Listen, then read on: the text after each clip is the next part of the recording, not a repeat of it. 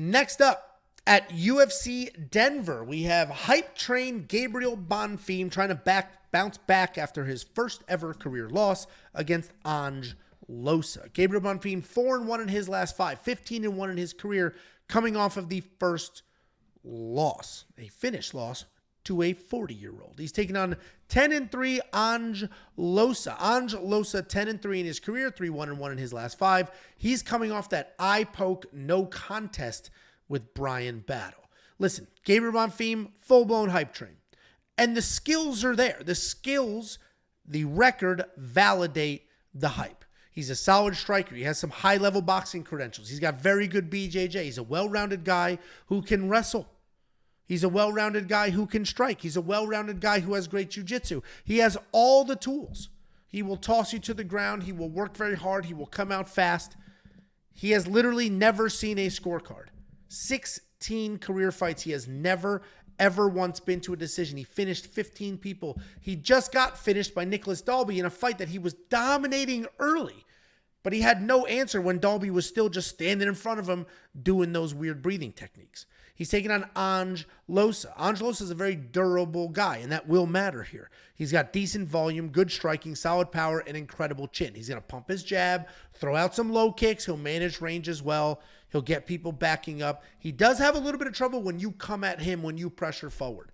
But his volume at more than 6 significant strikes landed per minute do a really good job of not allowing people to come in because there's constantly a jab in their face.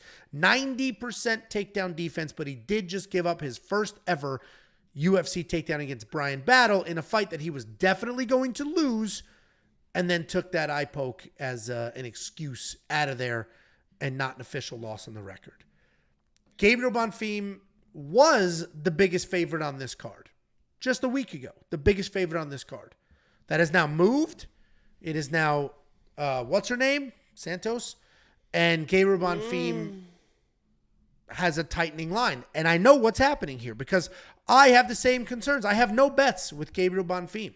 And every time I'm about to make just a little two-fighter parlay with Gabriel, every time I'm about to do it, I'm like, man, Ange Loosa is durable as shit. And he will be there. Like, Ange Loosa is not a guy you're just going to get out of there. And we did just see Gabriel Bonfim not be able to handle a fight that didn't end in the first round. So what is this going to look like if this goes long? And at minus 301, I don't know.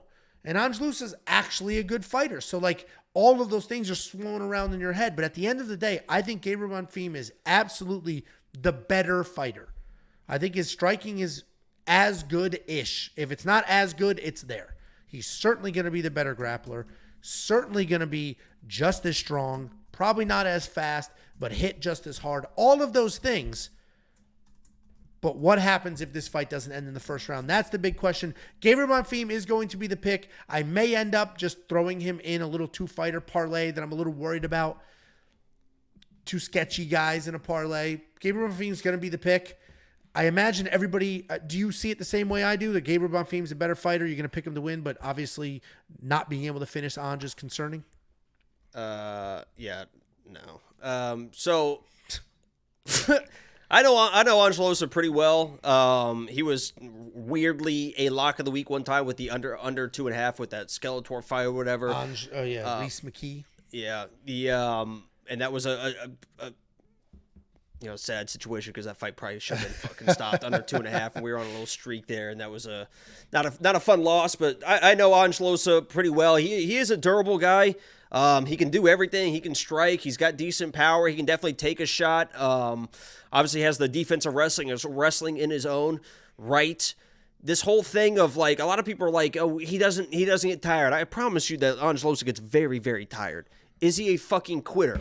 If he gets poked in the eye, it seems like he might be. But if he's not getting poked in the eye, he's a guy that will be fucking dead tired, but he's always going to keep trying to keep moving, right? I mean, he is just always going to be like, he's not going to just fucking fold and quit, right? You saw that even in, I think it was in the AJ Fletcher fight. I mean, he literally was just like running away from AJ Fletcher, hurt, tired, but he ended up winning that fight. He is not a quitter, but he does get tired in his own right. And this whole thing, too, that drives me insane. You see it on both sides of whatever, right?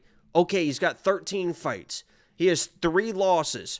never been finished in 3 losses. Just because you have never been finished doesn't mean you cannot get finished. So this whole thing of like, he's only lost 3 times. He's 0 of 3 of not getting finished, and those losses are to Lazez, Jack Della Maddalena, which that's a pretty one to be able to survive, but he's not really a submission guy, and some regional guy.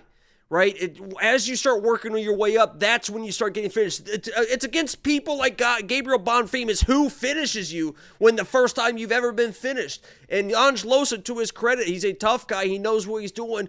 I think he's still going to get tired at the same rate Bonfim is. And when he's getting tired, I think that's when he's going to start making mistakes, especially in the wrestling, because he likes to go to the wrestling when he gets tired. And what does Bonfim do better than anybody? He snatches up that fucking neck when you're taking lazy takedowns. I think eventually Ange either gets hurt to a point where he's shooting a takedown or lazily is shooting a takedown. And just because you haven't been finished doesn't mean you can't get finished. You know, I'm not crazy high on Bonfim.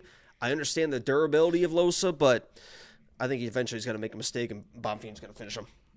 Yeah, I think the biggest, I agree with everything you're saying. Like, especially the higher level of competition you fight, the likelihood of getting finished also goes up. I think the concern is Gabriel just got finished in his loss. If Gabriel didn't get finished in his loss and he just faded and slowed down, it'd be different. But he full gassed, got finished, and it's like, oh boy, he's feast or famine. So if he has a little bit of trouble, what's he going to look like? I think that's sort of where the nerves come from. It's a double-edged sword there. But $9,300 in DraftKings Fantasy for Gabriel Bonfim. You going to spend that money? I think you got to. It's in some of them. Man, it's going to be annoying if the safety parlay busts, but Gabriel dominates. Because then it's like, I didn't put him in it because I'm like, I can't trust this guy. He's not a safety. He burned me once in the safety parlay. He was in it against Nicholas Dalby. I said he's fighting a 40-year-old man. This should be easy. And it looked easy, and then it wasn't. And I was giving the kids a bath, and I had the phone in the background, and I heard what happened. I was like, you got to be fucking kidding me. And I was just, it just him and Evan Elder both going to dominate.